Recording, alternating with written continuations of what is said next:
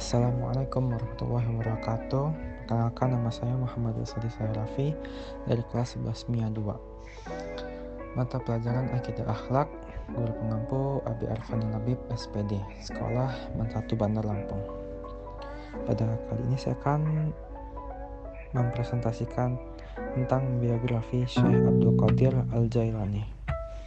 Syekh Abdul Qadir Al-Jailani memiliki nama lengkap yaitu Abu Muhammad Muhyiddin Abdul Qadir Al-Jailani Abi Soleh As-Said Musa bin Junki Dausid bin As-Said Abdullah Al-Jili bin As-Said Yahya Az-Zahid bin As-Said Muhammad bin As-Said Daud bin As-Said Musa bin As-Said Abdullah bin As-Said Musa Al-Juni. Beliau lahir di Jailan, seberang Laut Kaspia, Iran. Tentang tahun kelahirannya ada banyak sekali pendapat yang berbeda-beda. Abdul Razak Al-Kailani dalam Syekh Abdul Qadir Al-Jailani, guru para pencari Tuhan, menyebutkan bahwa pendapat paling sahih ialah pendapat dari Ibnu Al-Jauzi yang menyatakan bahwa tahun kelahiran Al-Jailani ialah 1 Ramadan 471 Hijriah. Ajaran tasawuf dari Syekh Abdul Qadir Al-Jailani.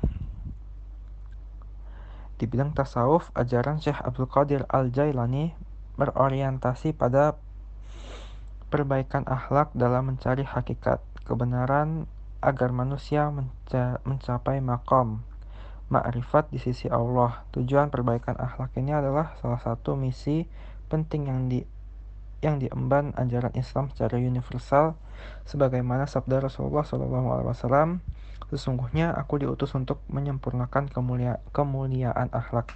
Hadis riwayat Baihaqi. Ajaran Syekh Abdul Qadir Al-Jailani memandang Islam dari dua aspek, yaitu lahir dan batin. Dua-duanya harus seimbang dijalankan seorang muslim. Misalnya, konsep taharah yang artinya bersuci. Bersuci ini penjelasannya sebagaimana dikutip dari buku Akidah Akhlak yang ditulis Sihabul Milahudin. Pertama, penyucian diri secara lahiriah dilakukan dengan wudhu atau mandi. Kedua, penyucian diri secara batin dilakukan dengan menanamkan kesadaran bahwa ada kotoran dalam diri manusia. Kotoran itu adalah dosa yang harus dibersihkan dengan cara tobat, zikir, dan meminta ampun kepada Allah Subhanahu wa Ta'ala. Menurut Syekh Abdul Qadir Al-Jailani, penyucian diri secara batin harus menempuh jalan spiritual secara dibimbing oleh guru atau mursyid yang memiliki keilmuan yang mumpuni. Pembersihan diri dilakukan melalui tobat, talqin, zikir, tasfiyah, dan suluk. Konsep lahir dalam ajaran tasawuf Syekh Abdul Qadir Al-Jailani adalah aspek formal di ajaran fikih. Sedangkan konsep batin merupakan substansi tasawuf. Konsep lahir disebut ajaran syariat dalam istilah tasawufnya, sementara konsep batinnya adalah hakikat.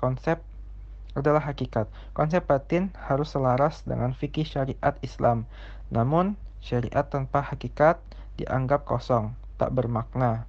Sementara hakikat tanpa syariat adalah batal serta tak berdasar.